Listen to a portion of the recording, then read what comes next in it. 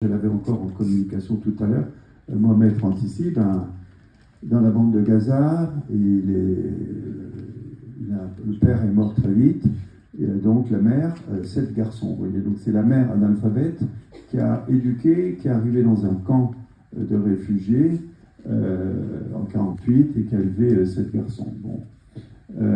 Aujourd'hui, Mohamed Frantissi, il est avec une partie de sa famille, ils sont 16. Maintenant, ils sont sous une tente en plastique à Rafah.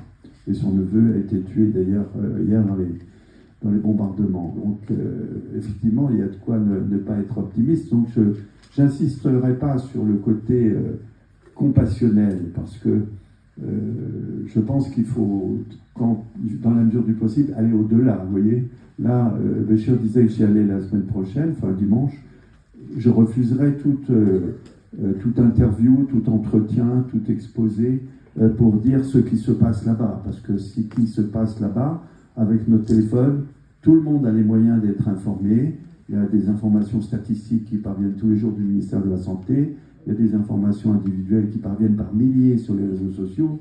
Et on n'a absolument pas besoin d'aller faire de la sensiblerie, de se mettre en valeur sur le dos des Palestiniens. Par contre, la question aujourd'hui, elle est politique, elle est juridique, et s'il s'agit du politique et du juridique, bien entendu, eh bien, on doit en parler. On n'en parle pas assez, même pas du tout sur les grands médias. Donc, Mohamed Frantissi m'a donné l'occasion de connaître une histoire. Et puis, quelques temps après, il nous a dit est-ce que vous voulez faire la connaissance de mon frère Abdelaziz Frantissi, membre fondateur du Hamas? On s'est dit, voilà, membre fondateur du Hamas, allez le voir, etc. Alors moi, j'étais pour y aller, on y est allé, mais mes camarades étaient un petit peu hésitants. Et j'ai eu une longue discussion avec Abdelaziz Frantissi, qui parlait parfaitement anglais, et son récit était très cohérent, très solide. À la fin de notre réunion, mon ami anesthésiste, Christophe Demante, a dit est-ce que je peux prendre en photo? Notre réaction à l'époque, c'était ah non, surtout pas une photo. Voilà, vous imaginez l'état d'esprit dans lequel nous étions. Et donc, il a fallu du temps pour connaître mieux les uns et les autres. Et par exemple, eh bien, Abdelaziz, plutôt Mohamed Frantissi, quand j'ai fait sa biographie, m'a parlé beaucoup de son frère, parce que c'est le grand personnage de la famille, à juste titre, un pédiatre, et un hôpital, Frantissi, vous avez appris qu'il avait été bombardé. Et donc, en écrivant la biographie, il m'a raconté que son frère Abdelaziz avait été à Marjezour. Alors, levez la main dans la salle, qui sait ce que c'est Marjezour? 1, 2, 3. Ah oui, Denise, évidemment. Ah, oui, c'est le privilège de l'ancienneté. Voilà. Alors, donc on peut en parler, puisque tout le monde ne connaît pas Marjezour. Eh bien, en 1992, Yitzhak Rabin, alors que les accords d'Oslo étaient en train de se tramer en profondeur, eh bien, a capturé 400 personnes du Hamas et du djihad islamique et les a déportées au Liban, dans la neige, à 1000 mètres d'altitude, au mois de décembre. Et il s'est dit comme ça, je vais me débarrasser de tous ces agitateurs potentiels, et puis ils partiront dans tous les pays arabes, et puis il y a 400 familles qui suivront, ça fera autant de Palestiniens en moins. Et la décision qui a été prise quand ils se sont tous retrouvés en claquant des dents dans la montagne, à 3h du matin, on a dit on reste sur le... Alors, c'était pas la frontière, parce qu'à l'époque, Israël occupait 40 km du Liban. Mais donc, c'était à la limite de la zone d'occupation et de la zone libanaise.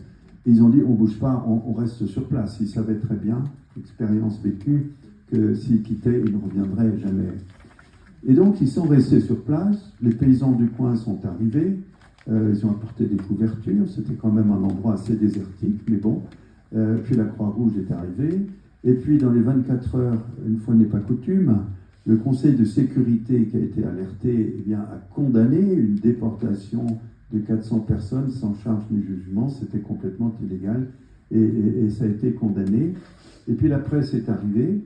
Il n'y avait pas Internet, mais la presse a fait un tabac. Ça a été un véritable buzz.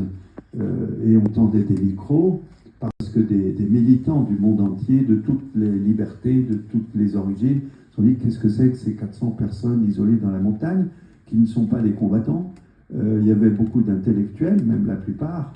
Il y avait 17 professeurs d'université, il y avait la moitié, c'était des étudiants. Et donc, qu'est-ce qu'ils ont fait là-haut? Ils n'ont pas fait le coup de fusil, c'était des pacifiques.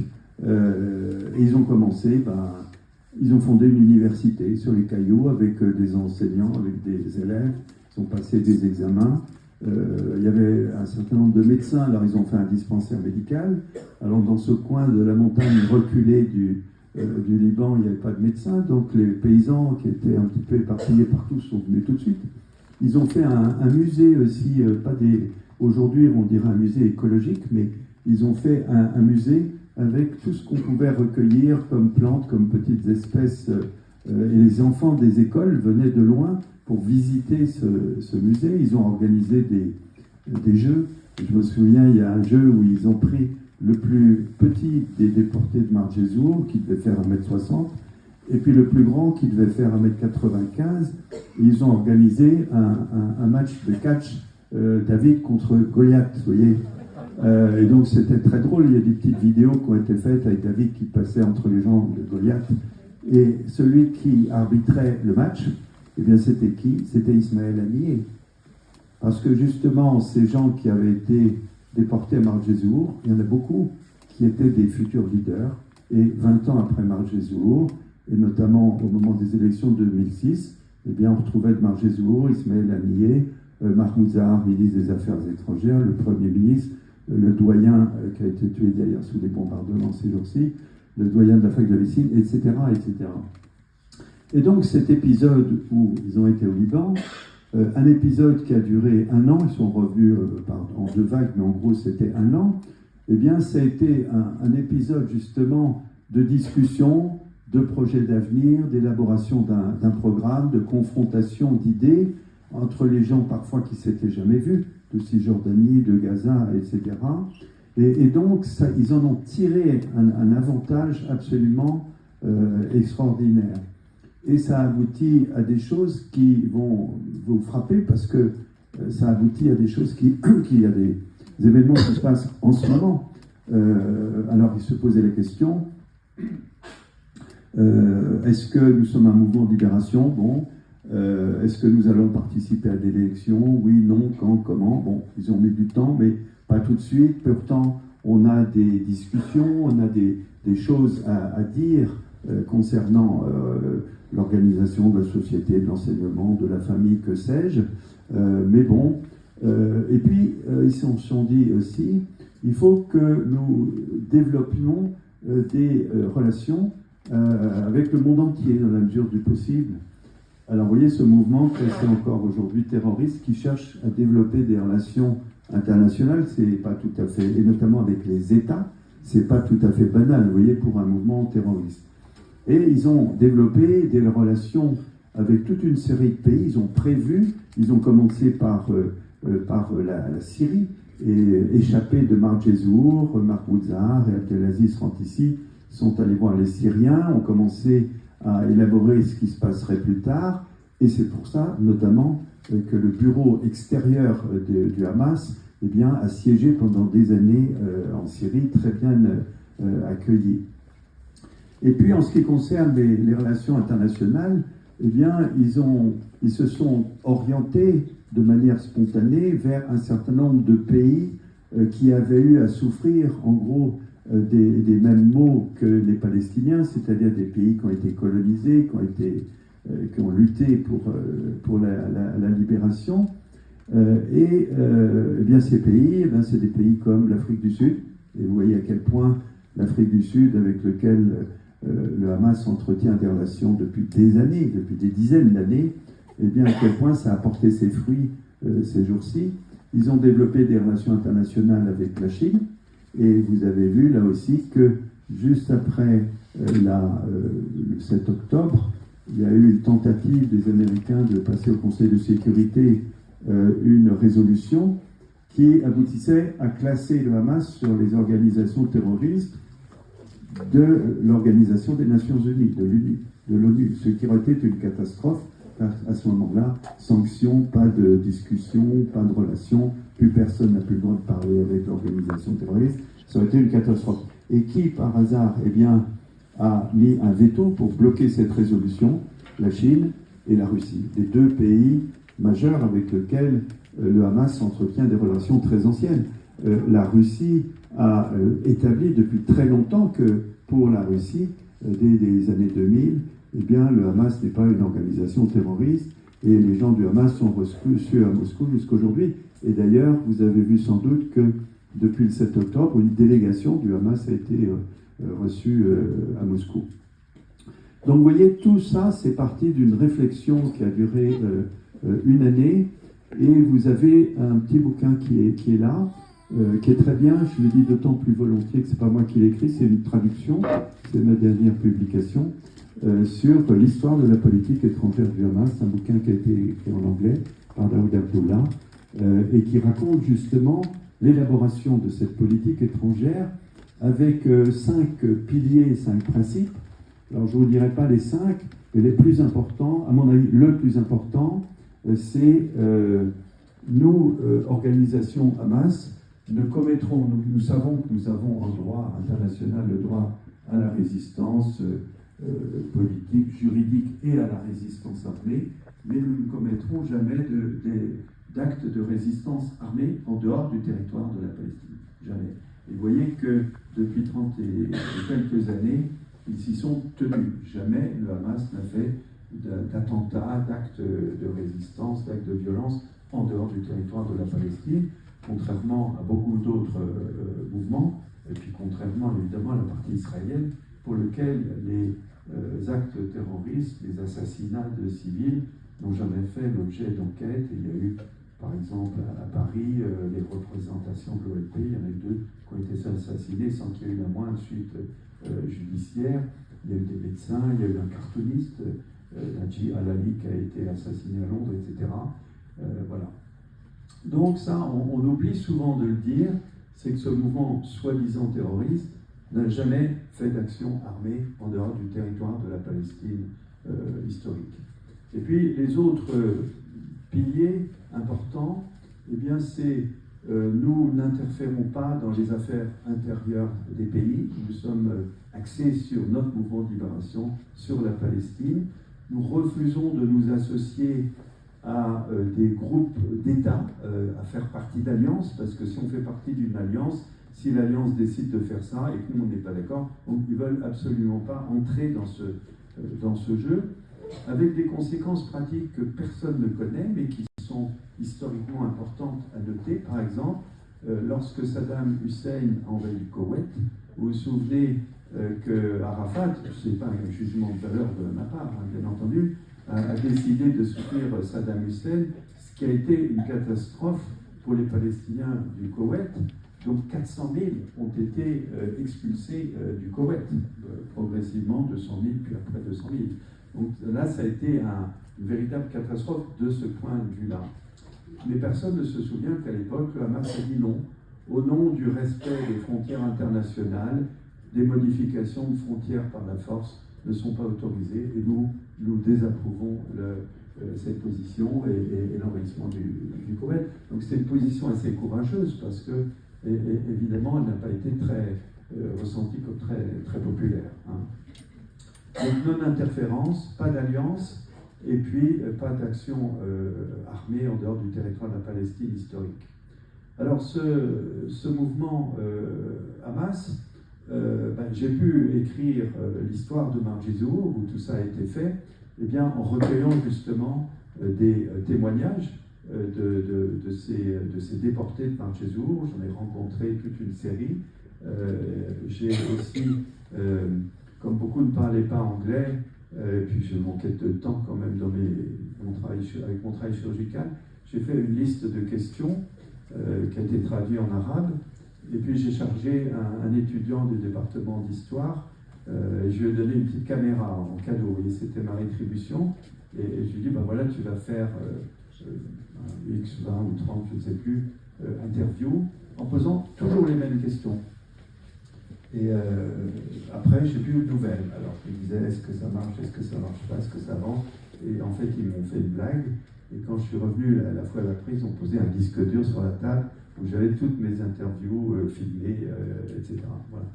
Alors j'ai mis beaucoup de temps à retranscrire tout ça, et puis ça a donné ce petit bouquin qui a été traduit d'ailleurs en arabe, et ils m'ont fait là aussi une surprise une fois.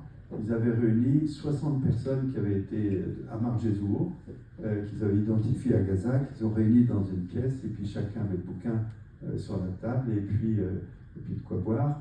Et alors c'était formidable pour moi parce que j'avais passé une année pratiquement à écrire ce bouquin, je n'écrivais pas à plein temps, et j'avais fait des captures d'écran, j'avais les photos de tous les gens que j'avais interviewés au-dessus de mon bureau. Alors je les connaissais, j'ai vécu pendant un an en levant les yeux à chaque fois, je les voyais, et là ils étaient dans la salle, et je reconnaissais des visages, des gens qui étaient presque pour lesquels j'étais assez familier, d'autant plus que la plupart des interviews ayant été effectuées en arabe par un Palestinien, j'ai eu l'impression, pas seulement une impression, dans les transcriptions, que les interviewés parlaient de manière très spontanée, puisqu'ils parlaient à quelqu'un de très proche culturellement et linguistiquement.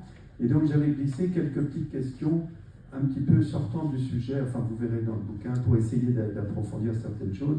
Voilà, donc ça a la valeur du témoignage, mais en tout cas ça m'a instruit beaucoup sur la façon dont ils élaboraient leurs pensées et leurs programmes. Alors donc, à partir de ce moment-là, j'étais dans le Hamas, hein, j'étais dedans. Le fait d'avoir écrit des bouquins m'a attiré la sympathie, il m'a ouvert pratiquement toutes les portes que j'ai voulu franchir. J'ai écrit par la suite un bouquin que j'ai oublié d'ailleurs, parce que, sur les prisonniers palestiniens. Et dans le bouquin de Marjezour, il y a eu un cahier de photos, parce qu'il y a un photographe de très grand talent, qui a eu plein de prix, qui s'appelle Samer Modad, qui est un Libanais. Et il y a un cahier de photos où on voit un certain nombre de scènes qu'il a prises en photo en montant dans le camp de Marjezour. Et je me souviens, par exemple, en écrivant le bouquin sur les prisonniers, je suis allé voir un certain nombre de familles de prisonniers, et j'ai posé le bouquin sur la table, et je me souviens, dans une famille, eh bien, l'un des personne qui me recevait a ouvert le bouquin et il m'a montré la première photo. Il m'a dit, ça c'est moi. Sur la photo, c'était lui. Il était à Marjezour, vous voyez. Donc tout de suite, ça crée des liens. Et après, les gens ils ont confiance. Voilà. Et puis avec mon ami Mohamed Rantissi, il a le talent de mettre les gens à l'aise. Et on forme un couple pour les entretiens qui est très très séduisant. C'est-à-dire que moi, je suis l'étranger qui pose des questions, vous savez, parfois je pose des questions un peu provocantes, histoire et à ce moment-là, Mohamed Rantissi traduit, je vois son œil qui s'allume, je vois que c'est la question qu'il aurait aimé poser, mais qu'il n'aimait pas poser. Enfin, vous voyez, vraiment, c'est un grand plaisir de travailler avec lui. Et en ce moment, d'ailleurs, on a fini presque, enfin, le bouquin est presque fini, parce qu'à force, vous voyez, d'avoir des entretiens avec des personnes, de débrouiller un petit peu cette histoire, eh bien, finalement, on en revient toujours au point de départ. Et le point de départ, c'est le Cheikh Yassine. Le Cheikh Yassine, qui est la personne historique, charismatique, qui a fondé le Hamas et qui a fondé avant un autre mouvement dont est issu le Hamas. Eh bien, j'ai eu la chance de rencontrer une trentaine de personnes qui l'ont bien connu et de pouvoir colliger tout ça. Et on s'aperçoit à quel point ce personnage est étonnant et à tout point de vue. La première chose qui saute aux yeux, évidemment, c'est que le Cheikh Yassine, à l'âge de 16 ans, il fait de la gym sur la plage, il tombe sur la tête, et ça c'est un sujet que je connais, je suis chirurgien des paralysies, j'ai opéré les paralysies toute ma vie, et il se retrouve paralysé des 4 membres, c'est-à-dire la paralysie la plus grave qu'on puisse imaginer. Et dans tout pays où l'entourage, la famille n'aurait pas été aussi proche, aussi aidant qu'autour du Cheikh Yassine, dans tout pays, il serait mort assez vite, vous voyez, incapable de s'alimenter, d'écrire, même de chasser une mouche sur son nez. Et il a vécu de 16 ans jusqu'au jour de son assassinat à 67 ans, en étant entretenu par un entourage y compris en prison où il y avait en permanence 2 personnes qui s'occupaient de lui. Au fait que 20 ans après son assassinat, et bien finalement, le mouvement du Hamas, politiquement, sur le plan électoral, eh bien, représente probablement une large majorité du corps électoral, encore que seules des élections, bien entendu, peuvent le déterminer. Et ce que je veux dire par là, c'est que la grande erreur des Occidentaux, jusqu'à présent, et je crains que ça ne persiste, ceux qui prétendent eh bien, décider de ce qui se passe chez les Palestiniens, la grande erreur serait justement de mettre ce mouvement de côté, ce qui est strictement impossible, parce que quand vous êtes dans un pays où 70% de la population est prêt à voter pour un programme politique, il ne s'agit même plus à ce niveau-là d'une idéologie. On rencontre en permanence à Gaza et en Cisjordanie des Palestiniens qui disent « moi je ne suis pas pour l'islam politique, etc. » Et ça n'empêche que je vais voter Hamas, et j'ai voté Hamas, et je revoterai Hamas pour les raisons que vous connaissez. Voilà. Alors donc, ce discours sur l'islam politique, il est complètement négligé, marginalisé dans notre pays. Et c'est dommage parce que, comme j'ai la chance de pouvoir l'avoir fait pendant ces 20 années, eh bien, quand on baigne dans un milieu, on arrive plus facilement à se mettre à la place des uns et des autres. Et qu'est-ce que c'est que l'islam politique? Eh bien, l'islam politique, c'est ce que disait Hassan el-Banna, et je suis étonné pas tant que ça, mais je regrette que dans les grands médias, on n'invite pas, non pas ma misérable personne, mais des chercheurs et des chercheuses qui font partie d'instituts extrêmement respectés et qui ont toute leur vie ont écrit de manière scientifique sur l'islam politique. Alors l'islam politique, si on se reporte, et moi j'ai eu la curiosité de le faire, de lire tout simplement des textes qui sont accessibles, que tout le monde peut lire, qui ont même été traduits en français, sur des textes de Hassan el-Banna par exemple. Je vous en citerai qu'un seul. Hassan el-Banna a fait un certain nombre énormément de prêches, et ceux-ci, un certain nombre ont été retranscrits intégralement. Et Hassan el-Banna dit, si on m'avait dit un jour, quand j'étais petit, je ferais des conférences en parlant d'Hassan el-Banna, j'aurais jamais cru, oui, c'est les hasards. Hassan el-Banna disait, si l'islam, ce n'est pas s'occuper de la politique, si l'islam, ce n'est pas s'occuper de l'éducation, si l'islam, ce n'est pas s'occuper de l'économie, alors ce ne sont que des courbettes, ce ne sont que des prosternations, vous voyez. Alors, quand on dit comme ça, on se dit effectivement, ça fait très longtemps déjà que je me dis, dans un pays où 90 ou 95% des gens sont adeptes d'une religion, mais surtout ont des croyances, ont des convictions, il apparaît inimaginable qu'au moment de mettre leur bulletin dans l'urne, ils ne tiennent pas compte de tout cela parce que ce sont des valeurs, vous voyez. Alors, on demande dans les pays occidentaux qu'un certain nombre de personnes abandonnent toutes ces valeurs, les mettent de côté, et puis, j'allais dire, nous ressentent, vous voyez, nous, occidentaux, etc. Bon, on ne demande pas aux Japonais de mettre leur religion, que nous ne connaissons d'ailleurs pas, de mettre leur histoire, leur racine, leur philosophie, tout ça de côté, et on ne conteste pas ils font partie du monde, je dirais, démocrate, pour lequel beaucoup de démocratie est à apporter encore, enfin une espèce de mouvement avec une espèce des règles communes, des valeurs communes. On ne demande absolument pas aux Indiens de faire la même chose, parce qu'en plus, les Indiens, on n'y comprend rien du tout, on n'y connaît rien du tout. Et voilà qu'en ce qui concerne l'islam, eh bien, on aurait cette prétention de dire, écoutez, mettez tout ça de côté et voilà, et ressemblez à l'Occident comme ceci. Donc ça, c'est quelque chose que l'on comprend. Et il y a même des textes intéressants de la part de chrétiens qui vivent au Proche-Orient, dont certains sont très célèbres, comme Michel Aflaq, qui a fondé le Bas syrien, et bien qui, justement, dit c'est pas parce qu'on est chrétien qu'on n'est pas musulman dans le sens historique de nos racines, etc.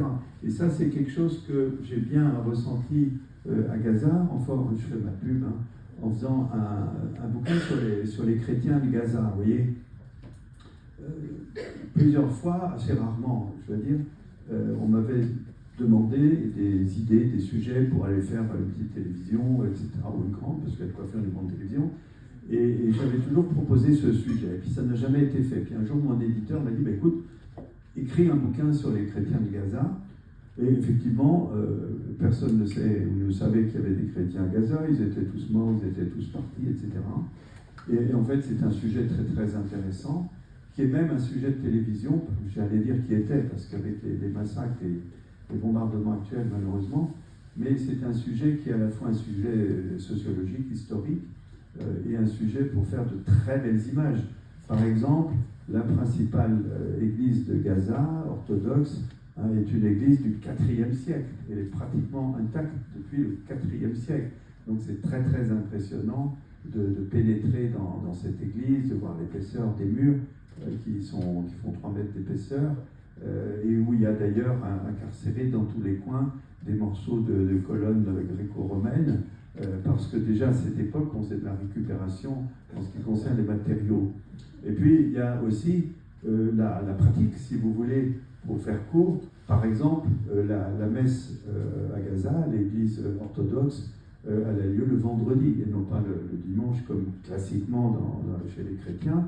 Le vendredi, c'est le jour où il y a les cérémonies à la mosquée, et à l'heure où on sort de la messe, la grande prière de la mosquée commence, c'est à 200 mètres, et les gens font plus que se croiser, ils n'arrêtent pas d'aller se fêter les fêtes les uns chez les autres, etc. Et on a énormément d'exemples, et ce n'est pas le seul, il y en a des quantités dont nous pourrions tirer des conclusions très intéressantes chez nous, en matière d'harmonie, si vous voulez, d'une population. Historiquement, j'en raconte l'histoire ici, historiquement, eh bien, il y a un lieu qui est le sommet de la colline de Gaza, et c'est souvent sur les sommets, vous voyez, que des cultes sont implantés depuis les temps immémoriaux. Et il y avait un temple païen qui était dédié au dieu Marnas qui venait de Crète, enfin, c'est une vieille histoire. Et puis, quand le christianisme est arrivé, vers le IIIe siècle, à ce moment-là, on a construit une première église, puis une deuxième. On a construit un monastère aussi qui a été fouillé pendant 30 ans par mon ami Jean-Baptiste Imbert, qui est un père dominicain de Jérusalem. Et puis, cette église, cette première église, eh bien, il y en a une deuxième. Et puis, à ce moment-là est arrivé l'islam, vous voyez, au 7e siècle. Et l'islam est arrivé, et beaucoup d'entre vous le savent, ça n'a pas été une déferlante militaire avec des têtes coupées, ça n'a pas été ça du tout. Et selon la prescription du deuxième calife, Omar, avec le pacte omarien, quand les musulmans arrivaient, enfin c'est un mot un petit peu, un raccourci je passe, eh bien on partageait les lieux de culte. Et vous vous souvenez, vous savez sûrement qu'à Jérusalem, il y a la mosquée d'Omar, qui est justement un endroit où Omar a prié parce qu'il ne voulait pas déranger le culte chrétien et aller prier dans l'église des chrétiens. Eh bien, il s'est passé la même chose à Gaza. Quand les musulmans sont arrivés, les lieux de culte ont été divisés en deux, et l'église Saint-Porphyre est restée une église, et puis une autre église qui avait été construite par la suite, qui est l'église Eudoxiana, qui avait été construite par l'impératrice Eudoxia, eh bien, a été transformée en mosquée. Et il faut savoir que les chrétiens sont restés majoritaires à Gaza pendant 5 siècles. C'est-à-dire que ça n'a pas été cette lutte à mort qu'on imagine. Vous voyez, pendant 5 siècles, les communautés ont vécu ensemble. On ne peut même pas dire qu'elles ont cohabité. C'était complètement intriqué, dirigé la société de manière collégiale. Et puis, plus tard, les croisés sont arrivés. Et à ce moment-là, c'était le début de la fin, si j'ose dire.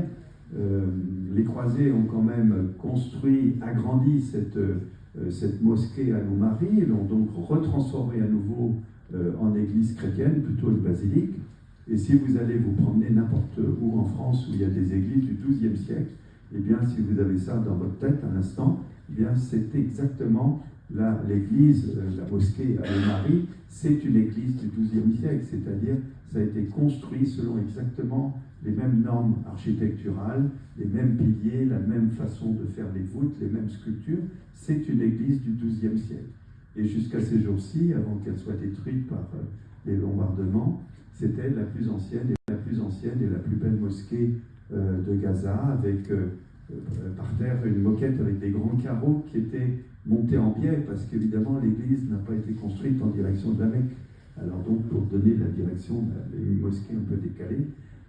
Voilà, et donc c'était un objet magnifique, à la fois sur le plan architectural, sur le plan historique et également sur le plan symbolique. Voilà. Donc ça, ce sont les chrétiens de Gaza. Et puis j'ai eu l'occasion là aussi d'avoir des entretiens, et bon, c'est assez instructif.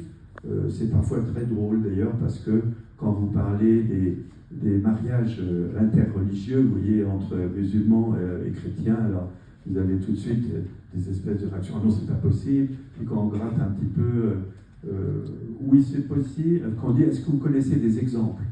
Oui, mais pas dans ma famille, vous voyez. Et puis après, on continue, et voilà, on s'aperçoit qu'il y a eu pas mal de passages en fonction de l'amour, tout simplement. Voilà. Et ça jusqu'aujourd'hui. Donc, surtout, la première question, quand je parle des chrétiens de Gaza qui vient, c'est combien il y en a? Non, la question, c'est pas combien il y en a, parce que ce qui est important, c'est toute cette trace, tous ces vestiges, tout ce passé, qui fait partie aussi de celui de tous les Palestiniens de Gaza aujourd'hui, y compris musulmans.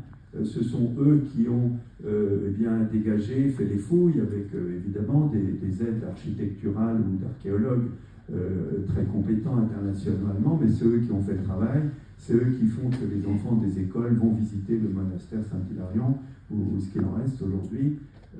Voilà, donc ça fait partie véritablement du patrimoine. Et d'ailleurs, le Hamas a fait un très beau film sur les chrétiens de Gaza qui est magnifique.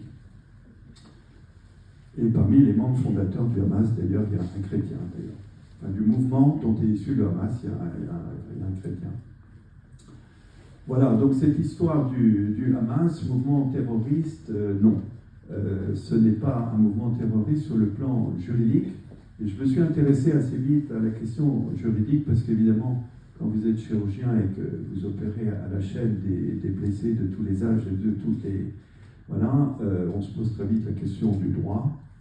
Et donc, j'ai la chance de bénéficier depuis maintenant une quinzaine d'années de l'amitié et de l'enseignement de Gilles Devers, qui est un très grand avocat lyonnais, très connu internationalement, beaucoup moins en France. Je crois que c'est le principal avocat des Palestiniens à la Cour pénale, mais à ma connaissance, depuis le 7 octobre, il n'a été invité dans aucun grand média, alors qu'Al Jazeera l'appelle en permanence pour se tenir au courant des développements juridiques.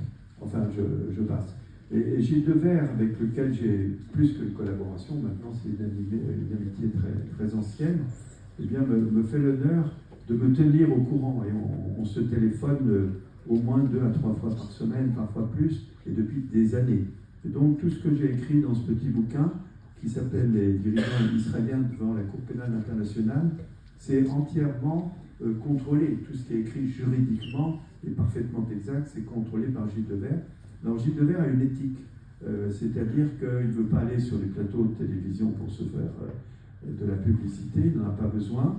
Par contre, si on l'interroge sur des sujets où il est partie prenante, à ce moment-là, il accepte. Mais comme la partie prenante, c'est de défendre les Palestiniens, et en particulier de défendre le mouvement, non pas le mouvement, mais la partie des groupes palestiniens qui a saisi la justice internationale, le premier, qu'il a saisi régulièrement, qui est le plus au point dans l'action juridique, alors il est classé comme avocat du Hamas, et donc à ce titre, il est totalement absent des plateaux de télévision. Et c'est très dommage parce que c'est un très grand pédagogue. En plus, il a de l'humour, et donc quand il vous prend des exemples, comme les bons enseignants qui vous fait rire avec un exemple significatif, à ce moment-là, ça permet de retenir les choses.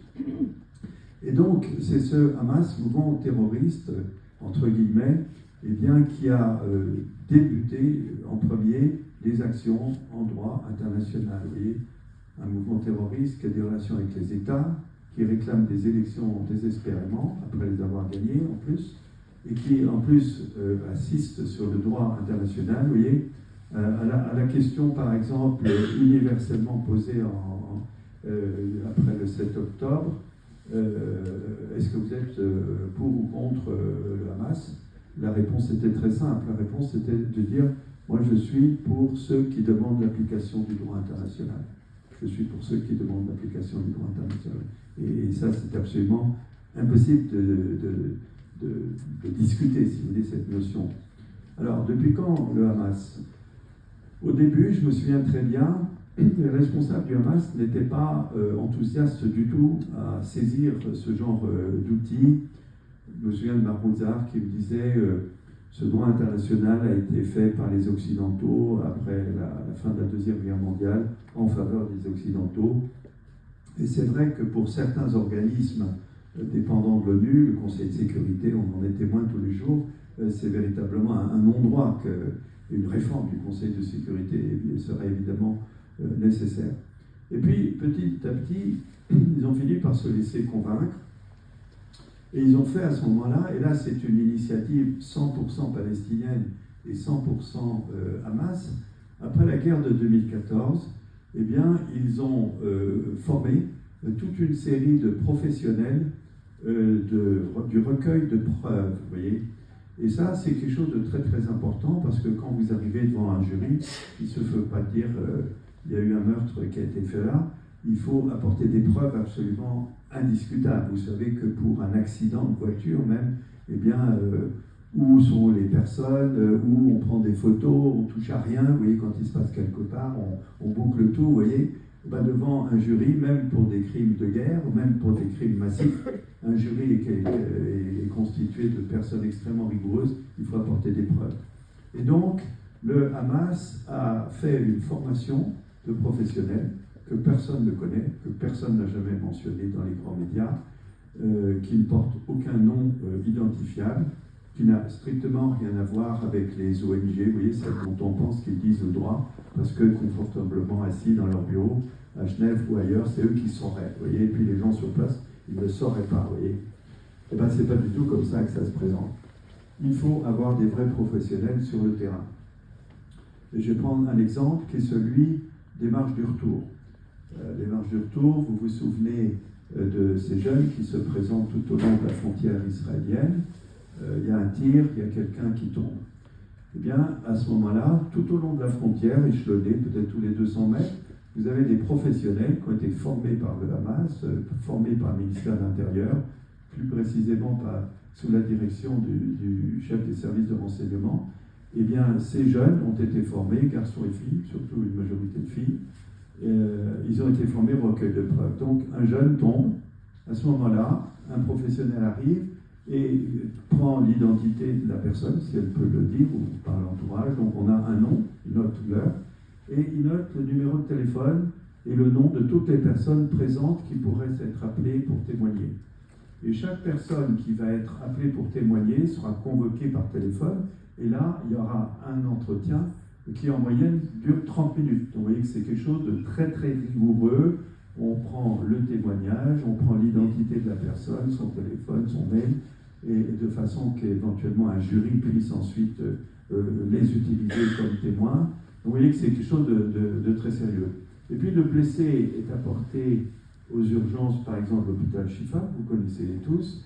Et là, il y a une deuxième équipe qui arrive au blessé. Quel est votre nom? Vous étiez à quel endroit? Qui était autour de vous? Vous voyez, tout ça, c'est noté. Et puis après, le blessé va par exemple en salle d'opération. Et là, on va harceler le chirurgien pour qu'il fasse des prélèvements tissulaires au niveau des plaies, par exemple, pour qu'on puisse peut-être identifier les armes qui ont été utilisées.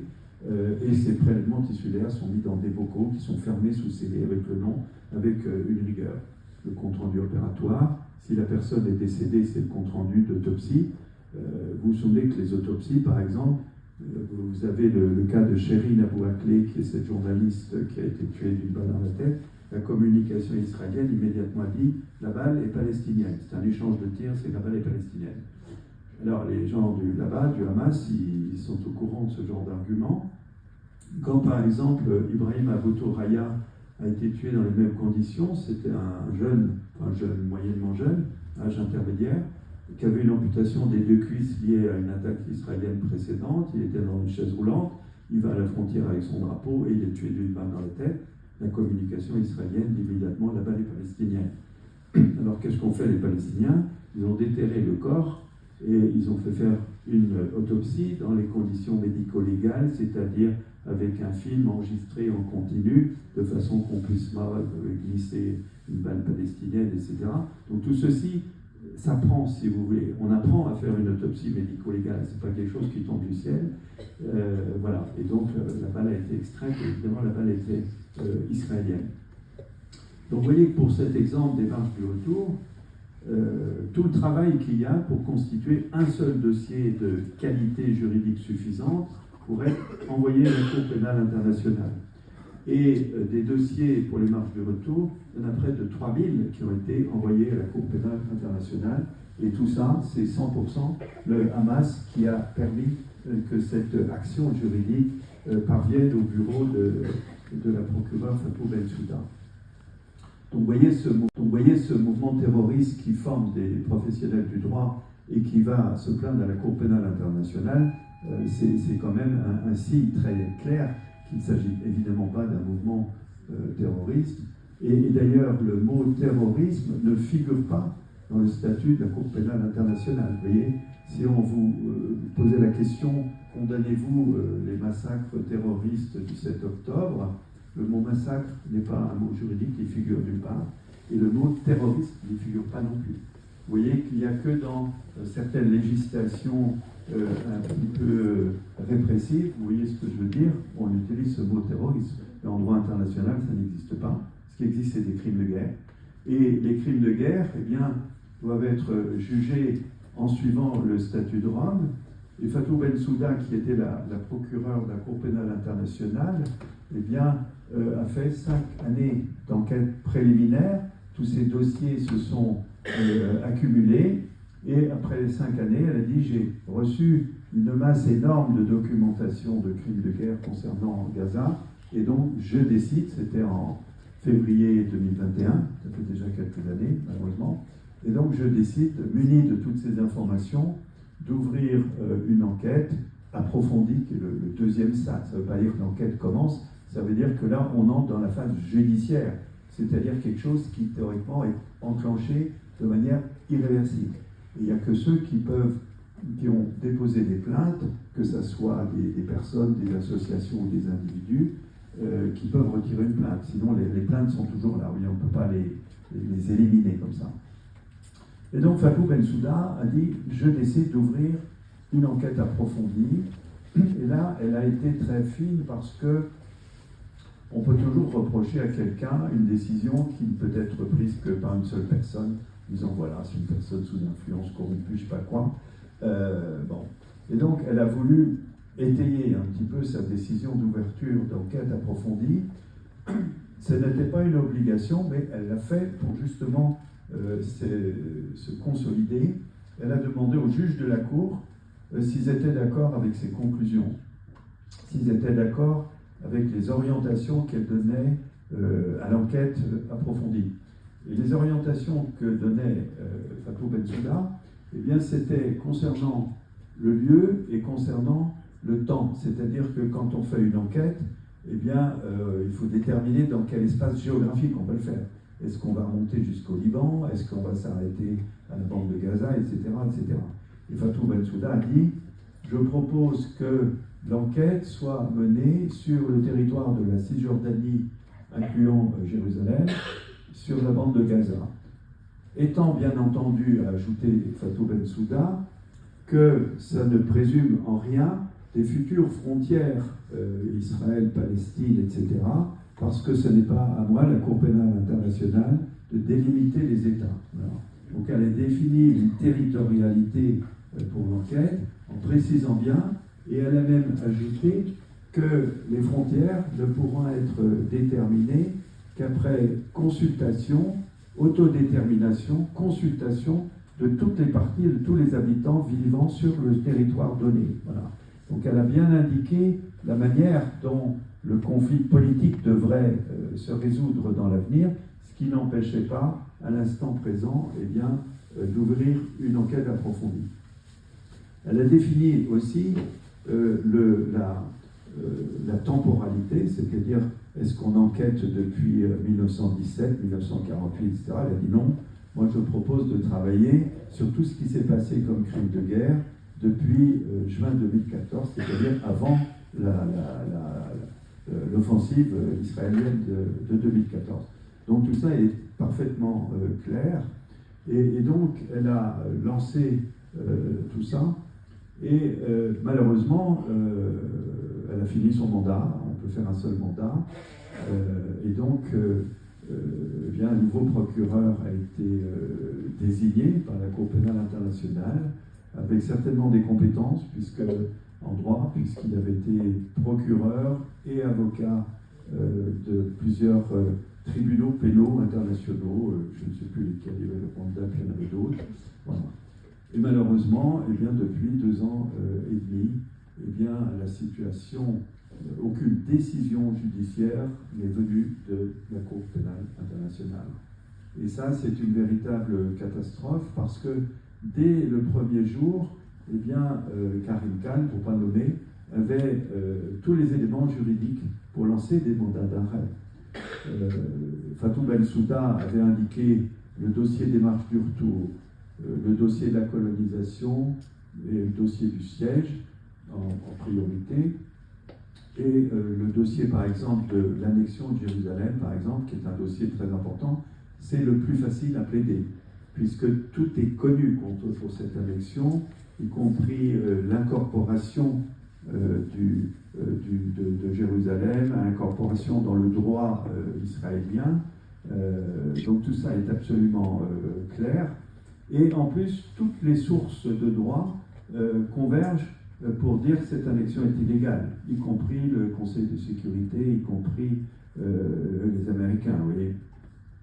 Alors, sources de droit, ça, il faut bien s'entendre là-dessus. Les sources de droit, elles varient, si vous voulez, en qualité.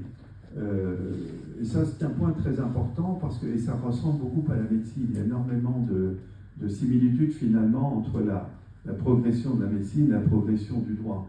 En médecine, quand par exemple il y a une maladie incurable, le jour où on arrive à trouver un traitement, on a franchi une étape.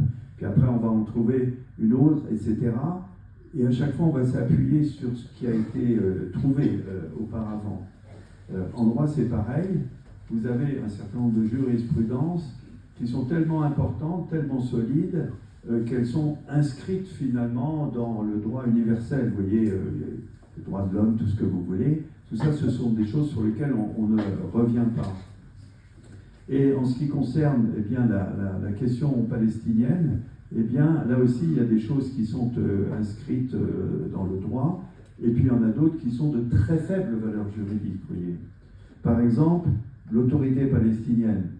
L'autorité palestinienne, pour Gilles Devers, il a une formule là aussi qui dit bien ce que ça veut dire. Il dit c'est un objet juridique non identifié. C'est-à-dire qu'en droit, ça ne veut strictement rien dire. C'est finalement une espèce d'accord qui a été signé entre un État d'un côté et puis de l'autre côté une organisation de libération de la Palestine sans consultation des Palestiniens, sans consultation d'un parlement, d'une représentation quelconque. C'est très très très léger. Cette organisation de libération de la Palestine, c'est quoi ? Seul représentant du peuple palestinien, mais ça veut dire quoi ça ? Les Palestiniens n'ont jamais été considérés dans cette affaire. D'où vient cette décision, seul représentant du peuple palestinien ? Ben, c'est une décision de la Ligue arabe. Vous voyez. Alors la Ligue arabe, déjà, la Ligue arabe, c'est les chefs d'État, c'est les responsables politiques qui sont aujourd'hui, à ce jour, en totalité, soit des pouvoirs autoritaires, soit même des dictatures. Alors, en niveau de droit, vous voyez, c'est hyper moyen. Voilà. Il n'y a jamais eu de consultation des Palestiniens. Donc finalement, cette notion de seul représentant légitime du peuple palestinien, c'est un truc qui est une espèce de mantra qu'on nous a répété, Et puis ça a engendré le fait que les accords d'Oslo, eh bien, c'était finalement la seule voie juridique, alors que les accords d'Oslo, en termes juridiques, ça ne pèse pas un cacahuète. Voilà. Donc tout ça, c'est des notions importantes à avoir en tête, tandis que des points d'appui juridiques solides, eh bien, les Palestiniens n'en manquent pas. J'ai parlé par exemple de l'annexion de Jérusalem. En droit, c'est impossible de plaider contre, de plaider pour soutenir l'annexion de Jérusalem. Il y a absolument, ce serait une vaste plaisanterie, et on assisterait un petit peu à ce qu'on assiste aujourd'hui au niveau de la Cour internationale de justice, c'est-à-dire avec une partie israélienne qui arrive avec des avocats qui viennent du monde entier, mais qui n'ont rien à dire en droit. Donc cette Cour pénale internationale, je veux dire, on l'attend. On regrette que des mandats d'arrêt n'aient pas été émis il y a bien longtemps. Ils auraient pu l'être bien avant, justement, le 7 octobre. Des mandats d'arrêt contre les responsables, car la Cour pénale internationale, c'est pas contre des États, c'est contre des responsables, vous voyez. Donc les responsables, eh bien, M. Netanyahou, son Premier ministre, que sais-je, auraient très bien pu faire l'objet de mandats d'arrêt internationaux il y a déjà bien longtemps. Et on peut penser que l'histoire aurait peut-être été différente, car finalement, quand un mouvement de libération nationale comme le Hamas se voit refuser la voie politique, pas d'élection, on veut des élections, même si on perd les élections. Et j'ai entendu maintes fois des plus hauts responsables du Hamas dire, à la limite, on préférerait perdre les élections, parce que finalement, le monde occidental est tellement monté contre nous que si on les gagne, ce n'est pas forcément dans l'intérêt de notre population. Par contre, si nous sommes dans un gouvernement démocratique en tant qu'opposition, l'opposition dans une démocratie, elle a son rôle à jouer, on peut s'exprimer, etc. Donc ça, c'est la partie politique.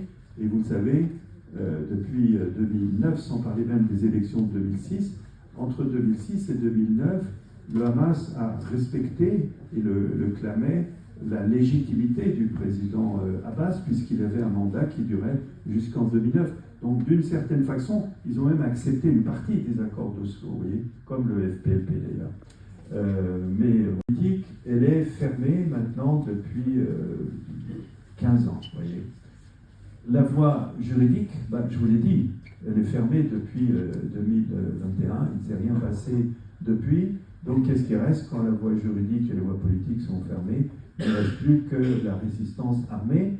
Et cette résistance armée, elle est inscrite dans le droit international. Il y a eu une plaidoirie à La Haye, je vais en parler un petit peu, parce qu'il y a deux choses simultanées à La Haye en ce moment. Au niveau de la Cour internationale de justice, il y a eu une plaidoirie en droit des Chinois, par exemple, qui a été parfaite sur le plan du droit international pour expliquer que la résistance armée faisait partie des moyens légitimes d'un mouvement de libération nationale, et toutes les références juridiques au niveau de l'ONU, au niveau des traités internationaux sont citées, vous voyez. Donc ce sont des preuves juridiques qui sont de très haut niveau, vous voyez, contrairement à celles que j'ai exposées tout à l'heure. Alors, qu'est-ce qui s'est passé depuis le 7 octobre en droit? Donc vous avez suivi ce feuilleton. Je voudrais simplement peut-être préciser les choses et les espoirs que ça peut nous donner. Eh bien, au niveau de La Haye, il y a cette Cour pénale internationale qui est responsable des crimes de guerre d'une façon générale. Et puis, curieusement, mais c'est une affaire historique sur laquelle je ne reviendrai pas, le plus grave des crimes de guerre, qui est le crime de génocide, eh bien, il relève d'une convention qui est rattachée à la Cour civile, qui est la Cour de justice internationale. Oui, donc ça, c'est un peu une anomalie, on pourrait dire, mais ça n'empêche que cette anomalie est une anomalie. Aujourd'hui, on en bénéficie à plein, puisqu'on voit qu'il y a une voie qui est pour l'instant gelée, et qu'une autre voie s'est ouverte. Alors cette autre voie, on en a entendu parler déjà depuis longtemps, et certains d'ailleurs commentateurs, même certains compétents, eh bien, on peut dire des bêtises à ce sujet. Vous vous souvenez de l'histoire du mur en Cisjordanie? Un mur a été construit et un avis a été demandé à la Cour internationale de justice qui, au bout de 2 ans, a décrété que le mur était illégal. Alors ça, c'était un raccourci qui n'est pas très flatteur, Mais dans les décisions de justice, ce qu'il y a d'important, c'est pas seulement de voir la conclusion générale, c'est de lire tous les attendus. Et là aussi, il peut y avoir des jurisprudences qui sont inscrites dans le marbre et sur lesquelles toutes les cours de justice pourront s'appuyer par la suite. Concernant le mur, dans les attendus, la Cour internationale de justice a dit en aucun cas un État ne peut avancer l'argument de la légitime défense lorsqu'il effectue un acte de guerre à l'intérieur de l'État voisin. Vous voyez. Donc ce mur, il n'est pas construit pour défendre Israël, il est construit à l'intérieur de la Cisjordanie, vous voyez, en très très grande partie. Et donc l'argument de la légitime défense a été rejeté définitivement par la Cour internationale de justice en 2004. Vous voyez. Et donc vous voyez que dans la situation actuelle, avec cette destruction massive et horrible de la bande de Gaza, l'argument de la légitime défense n'existe pas. Et on peut observer d'ailleurs que les avocats d'Israël qui sont allés à la Cour pour la question du génocide, ils n'ont pratiquement pas utilisé l'argument de la légitime défense pour bombarder Gaza, tout simplement parce que ça avait été déjà jugé, et en plus par le même tribunal. Vous voyez. Donc c'est quelque chose sur lequel on ne reviendra jamais. Donc vous voyez que cette décision de 2004, dont on aurait pu penser que finalement ça n'avait aucun intérêt, bah si, ça a joué à plein au cours des derniers mois et des dernières semaines. Alors, au cours de ces épisodes dramatiques, la destruction est devenue tellement intense que s'est posée la question du génocide. Alors ça, c'est un point très très important à approfondir.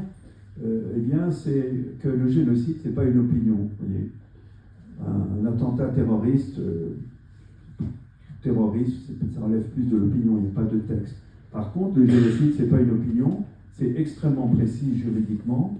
Le génocide, c'est tuer quelqu'un en fonction de ce qu'il est et non pas en fonction de ce qu'il fait. Donc vous voyez, c'est une notion très générale.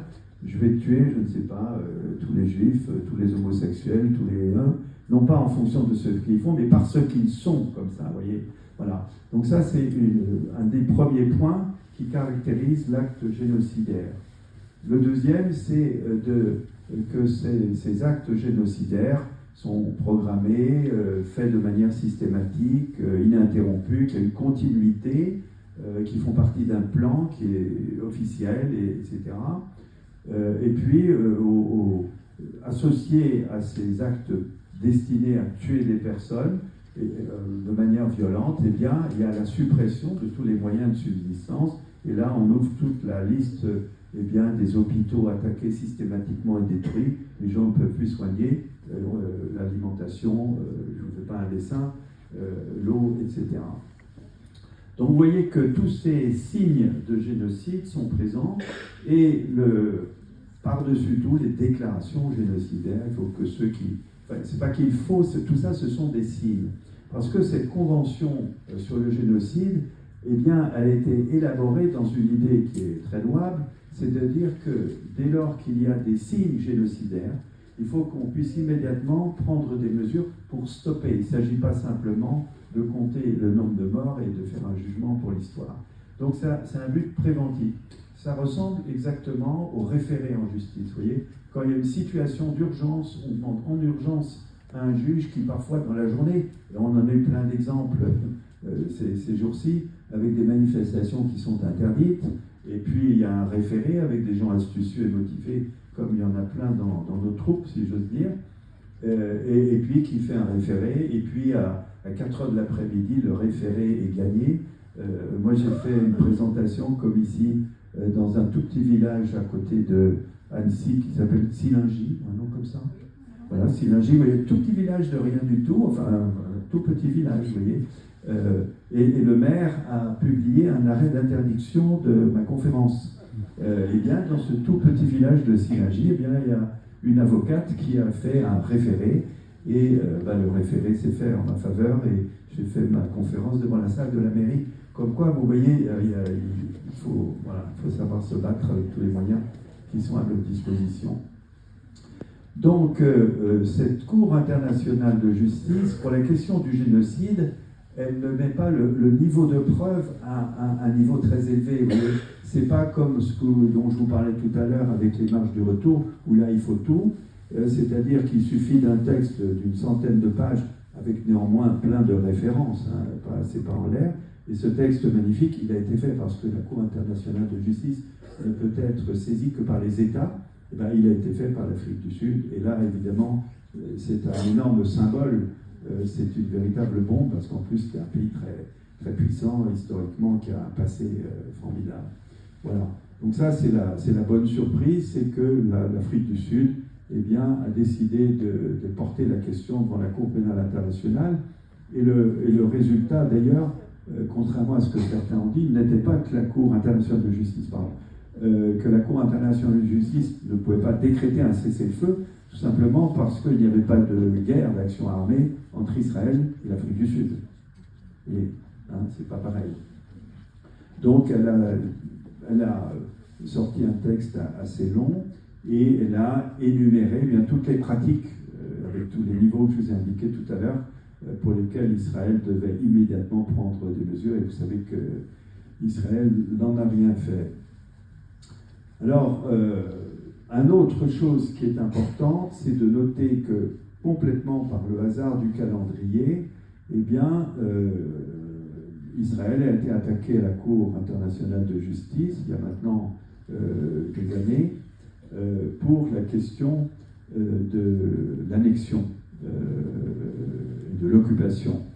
Donc ça, c'est un dossier différent, qui n'a rien à voir avec le génocide, mais ça n'empêche que lorsque des conflits sont discutés au niveau de la Cour internationale de justice, eh bien, on demande l'avis des États qui ont contribué à cette Cour, qui sont adhérents à cette Cour, qui sont membres de la Cour. Et donc, c'est plus qu'une tradition, c'est quasiment une obligation que les grands États se prononcent sur les questions en litige. Et la question en litige, ça n'a rien à voir avec le génocide, c'est la question de l'occupation.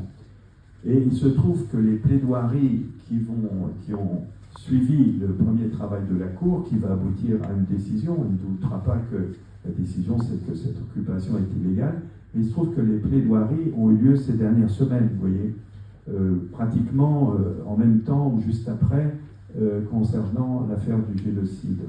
Et là aussi, eh bien, c'est l'occasion pour les États de se déclarer, vous voyez. Et il y a un effet boule de neige, vous voyez, quand des États envoient des textes juridiques extrêmement solides pour dire l'occupation est illégale, ben, ils s'engagent d'une certaine façon. Et la position de la France, qui est membre permanent du Conseil de sécurité, est évidemment extrêmement attendue. Et après toutes les déclarations absurdes qui ont été faites par notre diplomatie, eh bien, on attend avec beaucoup d'intérêt le mémoire que la France va envoyer. Et puis, il y a aussi des heureuses surprises. Là, je reviens au jugement, à la décision qui sera prise. Là, je reviens au jugement, à la décision qui sera prise sur le fond d'ici quelques mois, voire même quelques années, concernant le génocide. Eh bien, il y a un certain nombre, tous les États peuvent envoyer des documents et des mémoires, vous voyez. Et il y a, la France a envoyé un mémoire qui, en droit, ne pèse pas une cacahuète, avec des confusions d'ailleurs entre le droit, une mauvaise définition du droit humanitaire, comme si le droit humanitaire c'était simplement apporter de l'eau, de la nourriture et de l'électricité, vous voyez, non. Le droit humanitaire international et le droit de la guerre, c'est la même chose, vous voyez. Donc on ne peut pas dire nous sommes pour qu'on apporte de l'eau à Gaza et des médicaments sans juger l'ensemble. Bon. Donc le texte que la France a envoyé est absolument catastrophique sur le plan juridique.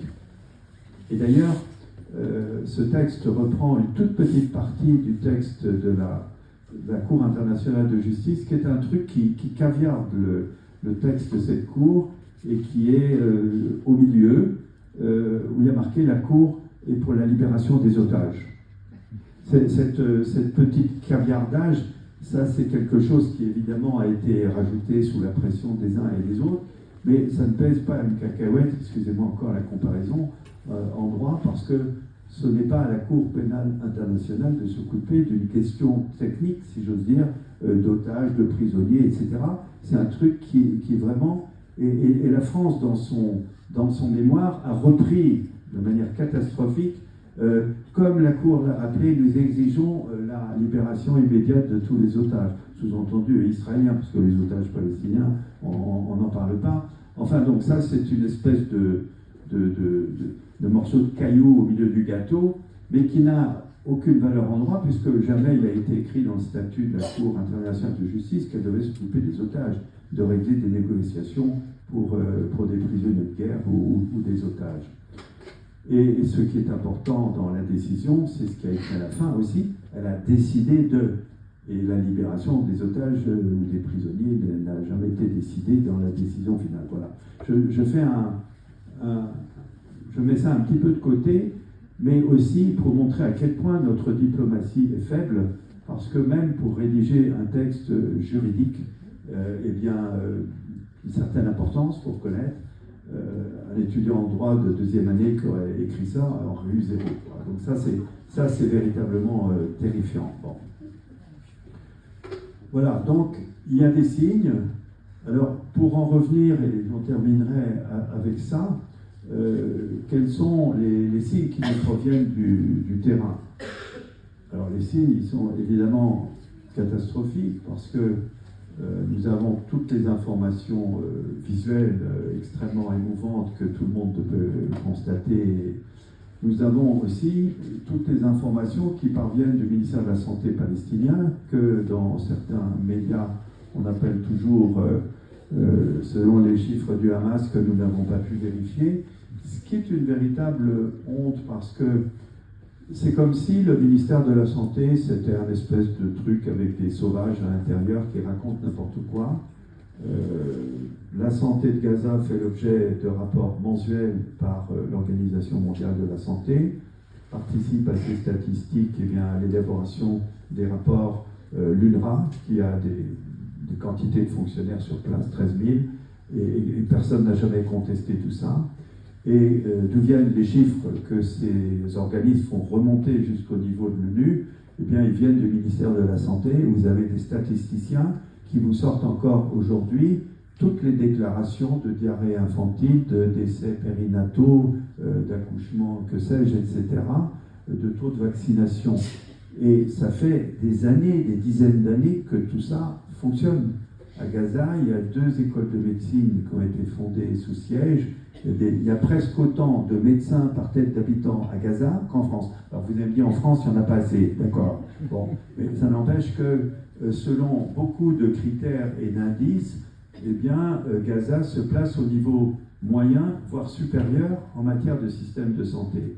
Et donc cette façon de mettre en cause les chiffres donnés par l'administration du Hamas ou le ministère de la Santé du Hamas, c'est vraiment complètement déloyal. D'autant plus que si l'on observe le conflit actuel, le grand mot, et c'est très exact, c'est un conflit asymétrique, c'est-à-dire qu'on ne se bat pas avec les mêmes armes d'un côté et de l'autre. Et on a vu à quel point, finalement, les faibles ont réussi à exploiter les failles du fort. C'est quand même, vous voyez, donc je crois que se moquer de Gaza et de son administration qui administre depuis maintenant sous siège 2 millions d'habitants en faisant marcher les hôpitaux, et ça j'en suis témoin. Moi là-bas, je ne vais pas avec un hôpital volant qui a été envoyé par une association qui fait de la pub.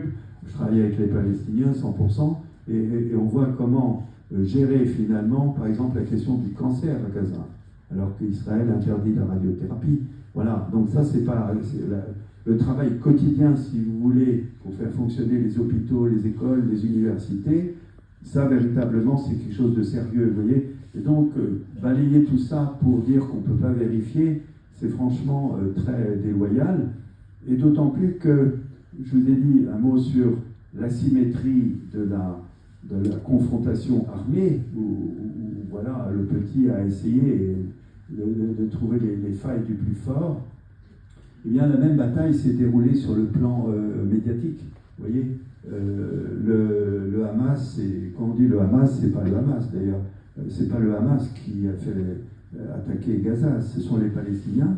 Et d'ailleurs, on peut remarquer que dans la décision de la Cour internationale de justice, il n'est pas mentionné Hamas, il est mentionné des groupes armés palestiniens. Des groupes armés palestiniens. Là aussi, il faut se retourner au texte. Et donc, dans cette bataille asymétrique, se joue également la bataille de la communication asymétrique. Et on voit à quel point eh bien, une communication où l'on raconte des histoires ou des choses qui s'avèrent inexactes dès le lendemain, ça fait énormément de tort. Donc vous voyez ce dont je veux parler. Par contre, du côté palestinien, on sait très bien que la moindre information qui serait démentie serait utilisée à charge par les Occidentaux jusqu'à la fin des temps. Donc on ne peut pas se permettre de faire des erreurs, ou en tout cas d'affirmer des choses dont on sait qu'elles sont fausses. Et c'est en particulier la raison pour laquelle, malheureusement, tous les nombres, par exemple, de morts qui sont annoncés jusqu'aujourd'hui, et tous les textes, j'ai épluché tous les rapports des services de l'ONU concernant ces textes, et ils expliquent, et on le comprend très bien, que malheureusement, on n'enregistre que les morts qui ont pu être enregistrés. Voilà. Et on sait que ceux qu'on n'a pas enregistrés, malheureusement, il y en a beaucoup.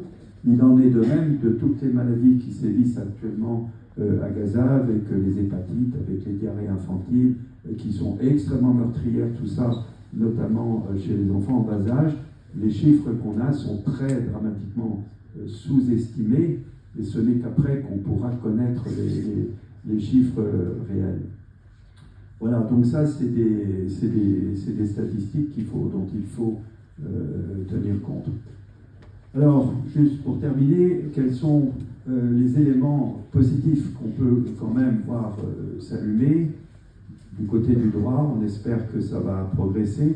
On espère que tout ce qui a été décidé à la Cour internationale de justice va enfin décider, pousser le procureur à à lancer des mandats d'arrêt, donc que la Cour pénale internationale va se remettre en route. Et puis, on observe aussi des choses sur le terrain, et là, la communication aussi de Gaza est importante. On voit que, par exemple, dans le domaine de la santé, eh bien, tous ces hôpitaux qui ont été massacrés, détruits, dont le personnel a été tué, parfois même dans la cour de l'hôpital, eh bien, dès qu'un petit redémarrage se fait, eh bien, on est au courant. C'est-à-dire que dès qu'il y a un groupe électrogène d'une personne privée qu'on branche, et vous savez à quel point j'ai vu reconstruire en permanence Gaza, reconstruire, il n'arrête pas. Il y a toute une série de métiers qui fonctionnent avec des gens très astucieux et ingénieux. Eh bien, il y a des redémarrages. Dès qu'il y a quelque chose qui se passe quelque part, eh bien, il y a une communication, pas simplement une communication à destination du monde entier, mais tout simplement quand on sait que la maternité de tel hôpital, il y a une petite salle qui refonctionne avec des sages-femmes et de l'électricité, on le signale de façon que les gens qui sont autour eh bien, le sachent qu'il y a un endroit où on peut faire des pansements, immobiliser des fractures, etc. Et on voit toute une série d'hôpitaux qui redémarrent. Alors bien entendu, on a les chiffres par l'OMS et ses fonctionnaires. C'est des fonctionnements qui sont à 5% du fonctionnement précédent le 7 octobre. Mais on voit en tout cas que les Palestiniens sont accrochés, on voit que leurs professionnels sont toujours en activité. Et tout ça, ce sont des signes rassurants pour l'avenir d'une certaine façon. Voilà. J'en ai terminé et je vous remercie de votre attention.